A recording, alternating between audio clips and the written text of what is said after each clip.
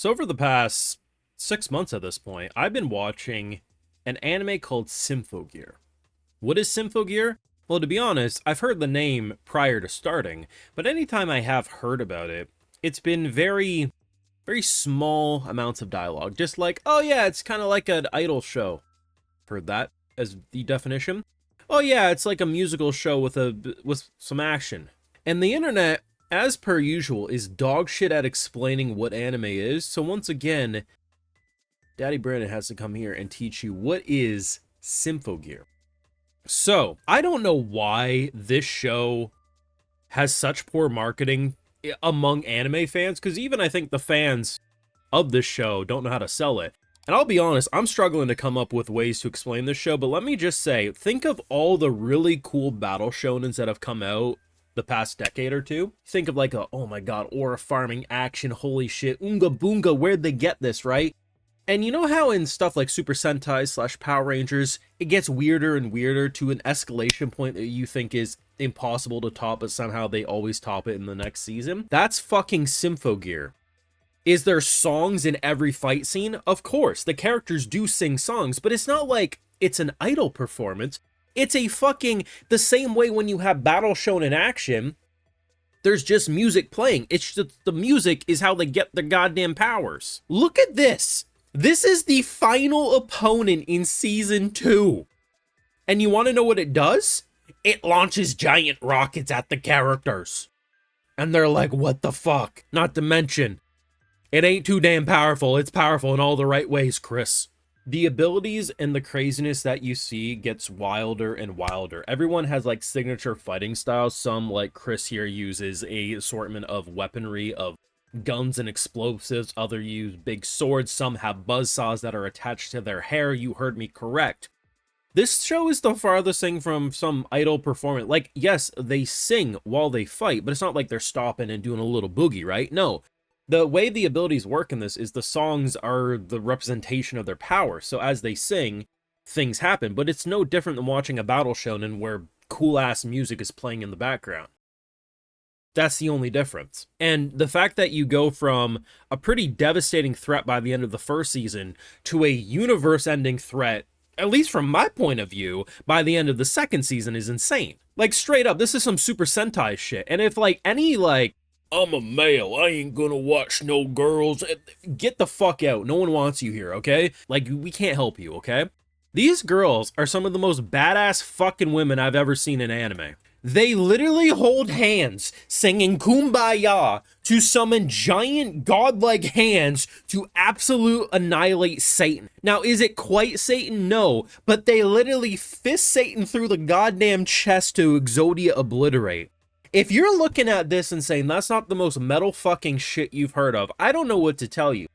Like, there is so many people who come to my comment sections, I see in other comment sections, who like shit like this, but have never checked out Symphogear.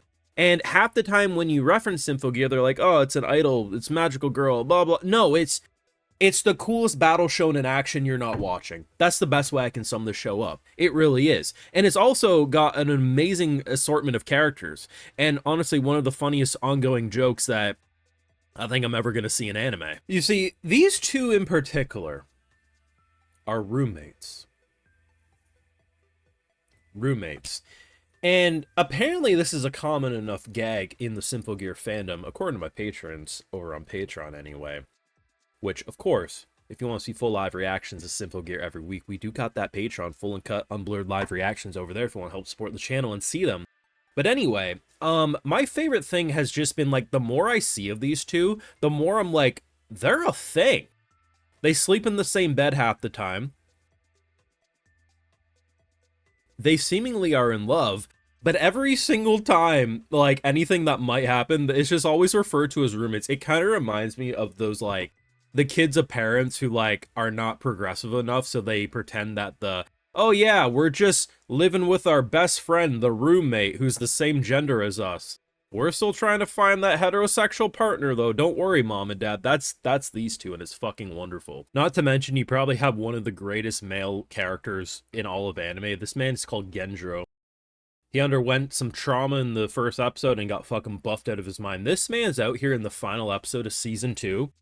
Bare hand, mind you. Nothing but he's him energy, smashing through rock and refusing to break his hand. But you want to know what's crazy, right? In a world full of magical powers, he's honestly just doing this with he's him energy. Like, I truly want you to look at this. That is an asteroid that is about to connect with a car. How would you reasonably expect them to deal with that? Swerve out of the way? Reasonable. Rocket launcher? Reasonable. How do you think a man named Genjuro deals with that? I want you to just take a minute to ponder. Like any reasonable human, he punches it with his bare fucking hands. And I'm not joking about this. Look at that. Bare fucking hand. And the craziest thing? Look at this. He doesn't even bleed from it, bruh.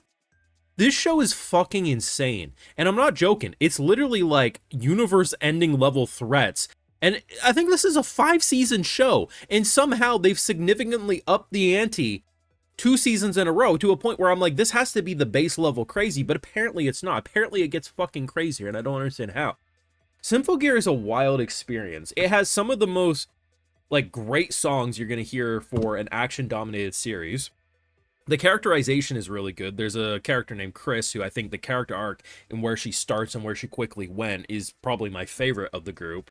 You got fan favorites like Genjuro, who's just him. If he involves himself too early into a season of Symphogear, the season would end because he's so built different. He has to let the girls have their opportunity to shine, only involve themselves when absolutely necessary.